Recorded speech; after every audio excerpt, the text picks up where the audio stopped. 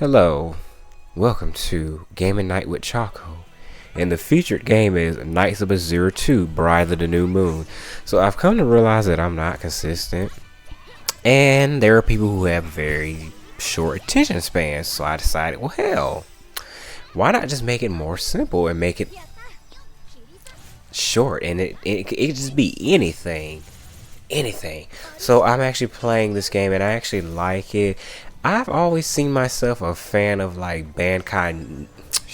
excuse me, I've always seen myself a fan of Bandai Namco games, but I'm really starting to like what Koei Tecmo has to offer. And this game right here, it's pretty amazing because it's like a Japanese RPG, which is like it is action RPG, but it's sort of got like a little, I would say like a little hack and slash element to it. And so this game, the frame rate is very struggle.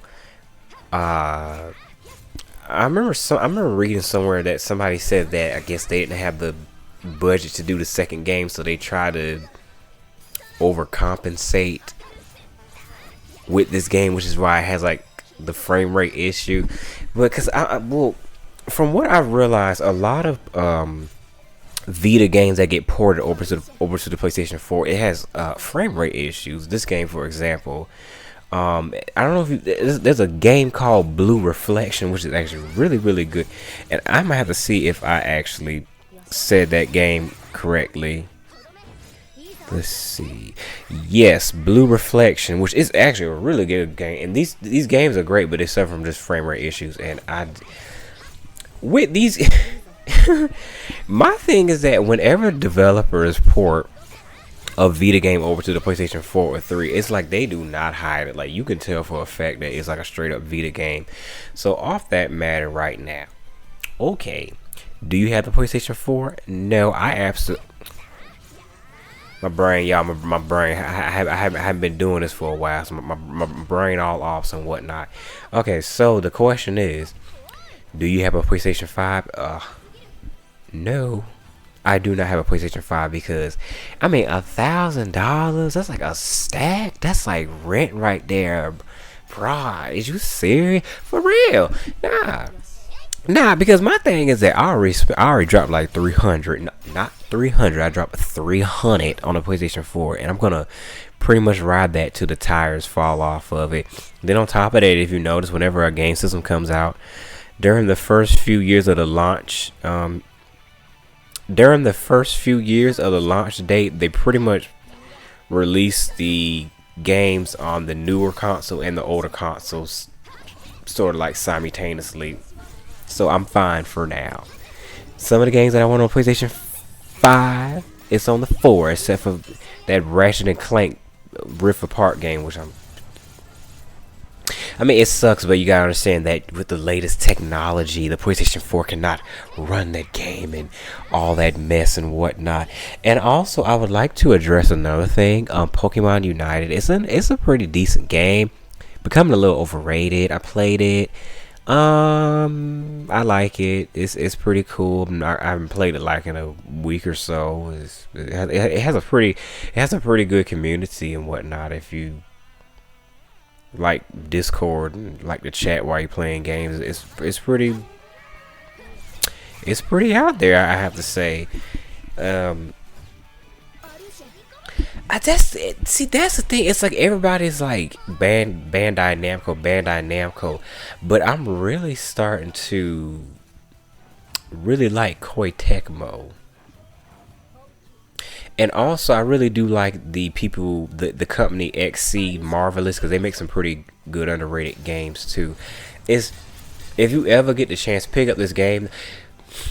Okay, so strangely enough, the thing about this game, along with Blue Reflection, if you go online, there is not a lot of physical copies of these games at all. Because when I bought this game on eBay,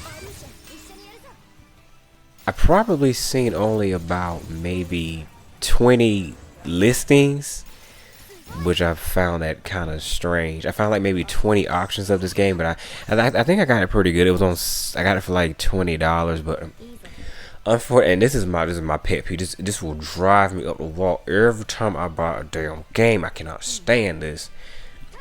When you buy a game and it does not have the original box art, oh my freaking gosh! So I got the game.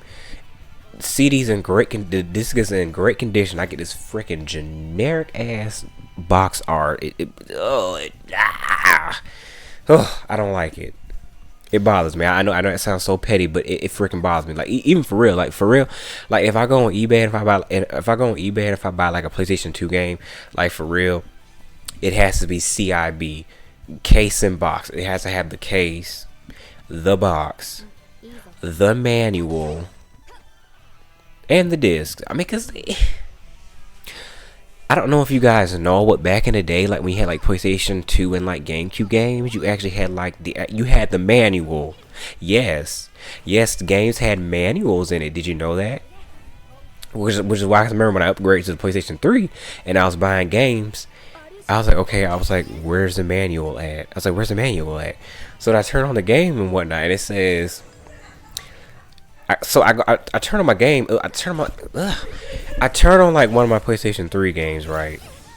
And I click manual, and then it says go online for manual. So I was like, okay, I'm like, this is awkward. So yeah, we're like in a whole digital age now, and I'm trying to get used to it, guys. I've been trying to buy games digitally.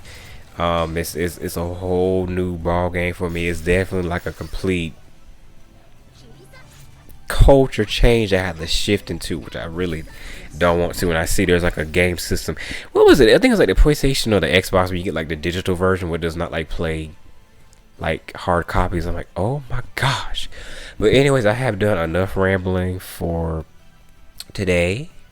I just have nothing to do at this moment, and if you watched it, which I don't think nobody even seen this, but if you did, thank you for watching. I'm glad you found some interest in it, and I will be back. I don't know when, if I ever just feel, because I just been so addicted to like playing mobile games now, but I got to get back into console games and whatnot. So this is Chris. See ya.